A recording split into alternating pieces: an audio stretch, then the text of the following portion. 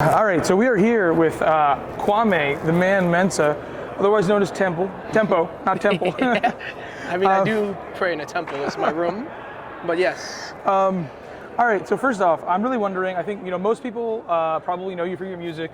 Obviously, yeah, tons of success with it. Kidding. And so how did you get started making music in general? Oh man, oh man, oh man. Well, I didn't really listen to much music, growing up for some reason. I don't know why, but sometimes my brother would play songs on the radio in the car, and there was certain songs that I kind of just I like the beat, and one of them actually was Gin and Juice by Snoop Dogg, and the only reason I loved it was because it was the lyric that's rolling down the street, and we used to say rolling down the hill because that's what we would do as kids, and just sing that song while we were rolling. And then one time in middle school, I just decided, you know what, I think I can make some raps. I can spit some bars, right? So I got this Radio Shack mic and a sock, plugged it into my computer, and then played the beat through the speakers while recording my raps that I wrote. And I thought it was the sickest. I thought I was the best. Dylan, Dylan, Dylan. Thought I was so sick. But, I played it to my friends and they actually were oh, this is pretty cool. And ever since then, I kind of just looked up how to mix. I was getting tips on how to actually record, not with the sock, right? And then, just been like that.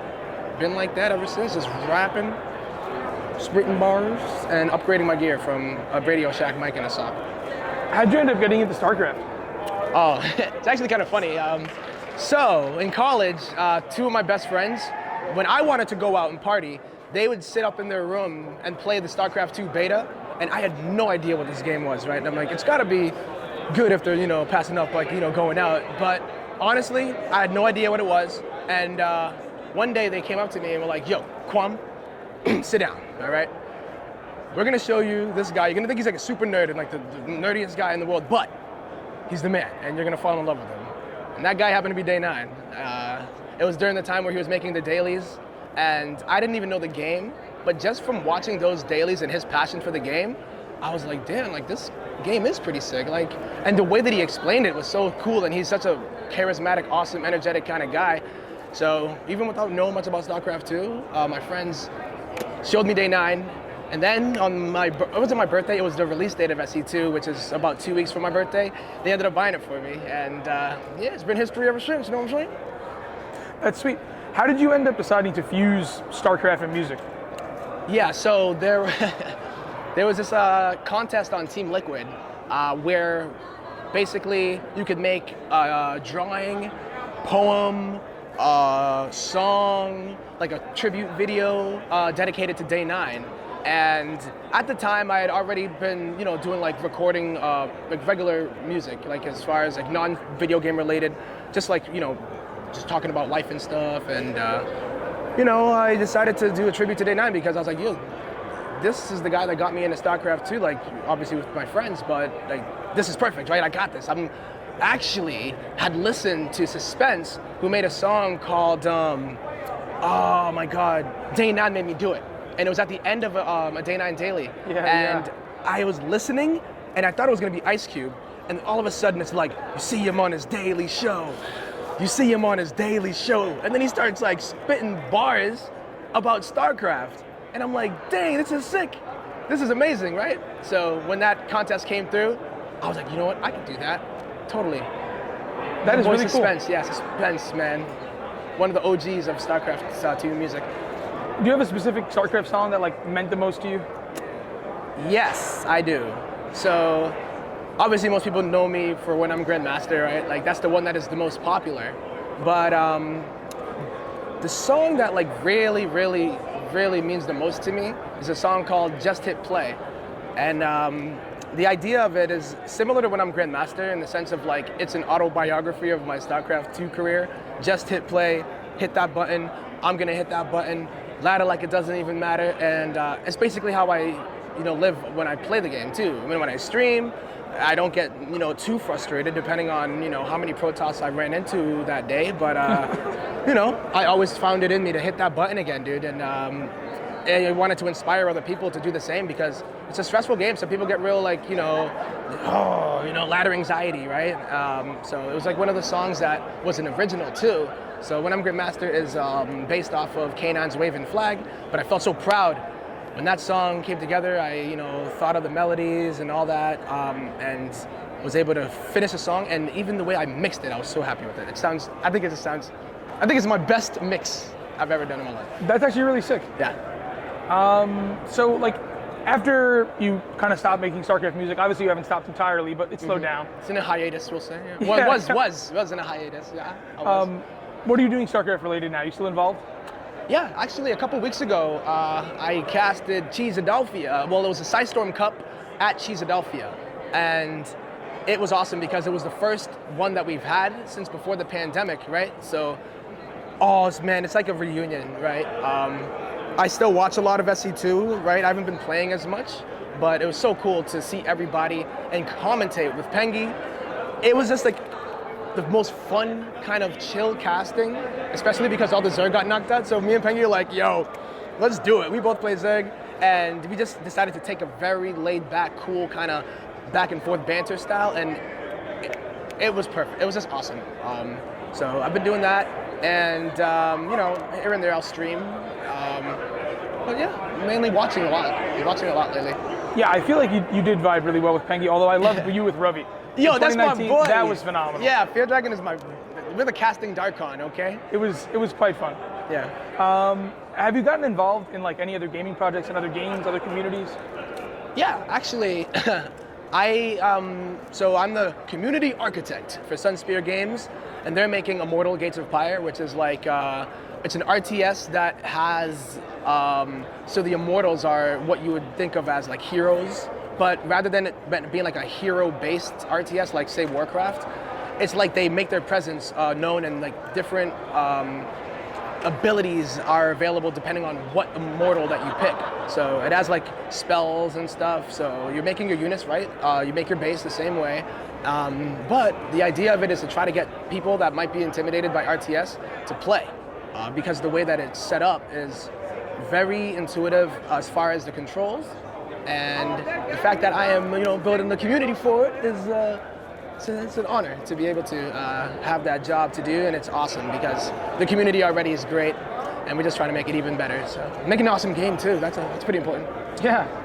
How did you get hooked up with Jack Attack? Oh man, so he's actually the one that reached out to me. We have been homies, right? We've done song parody ideas. I'm the worst sometimes because I'll be like, yeah, let's do it, man. And we write it out, and then I just never record it for some reason. So we have a bunch of we have a backlog of a bunch of StarCraft 2 parodies. But we did do one, which was cool. It was to the American Pie, based on it was like a Flash tribute, and we had a bunch of people on that. But other than that, it's just I know him in the community. He's an awesome dude. And he just reached out to me and said, hey man, I'm gonna be doing more UX work, user experience. And I was doing the community managing or community architecting, you know what I mean?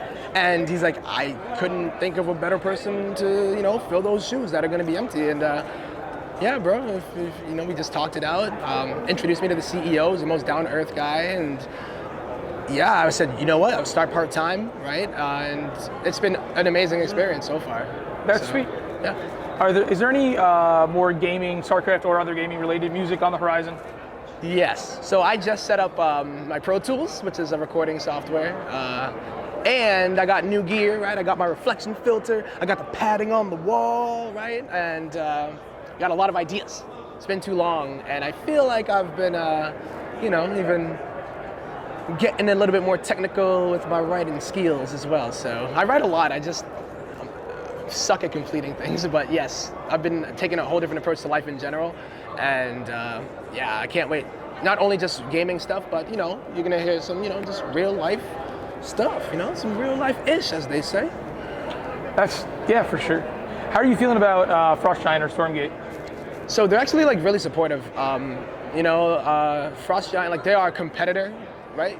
But the idea is just to get more people in the RTS space in general, and to be perfectly honest, the people that work at Frost Giant, right, are people that we love. You know, Tim Morton, Carol LaForge, Day 9's mom. She's reached out to me, right, and you know, showing some reveals, and we just communicate. She's just a really awesome. I think she's actually the community manager for them, so we just kind of naturally vibe, anyways.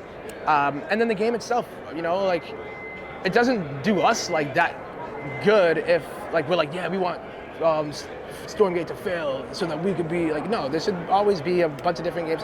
It's going to be a different experience too. People are going to like what they like, but we want them to succeed, right? So, and they're also funny with us on Twitter. Like we support each other. They retweet our stuff. We retweet their stuff, and we have like cat pick battles with them. So it's like friendly, but yeah, I'm actually excited for the game, right? Like there's a studio that has a bunch of people that I love. So even like, yeah, Monk, he's doing his thing, man. So, yeah, much love. Yeah, it's not much love. Last one before I let you go. Sure. Where did the ID Tempo come from? So, this sounds so stupid. But so I used to go by Calamity with a K. I thought it was the coolest thing when I was in middle school. And one day I was watching GSL, right? And there's this Street Fighter voice, right? And it's like, OGS MC, OGS MVP, right? And like, that Street Fighter voice, like you want him to say your name, and you need a name that he can say that's gonna give it that, right? And Calamity, just, you can't, I don't know, it just doesn't have the same kind of ring to some of these other names that we love.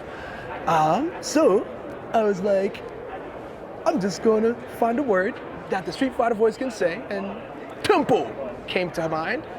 And even though he hasn't said it yet, and probably never will, it stuck. I liked it, you know what I mean? And then, yeah. That's just how it is, man. I had to deserve it because I thought it was cool.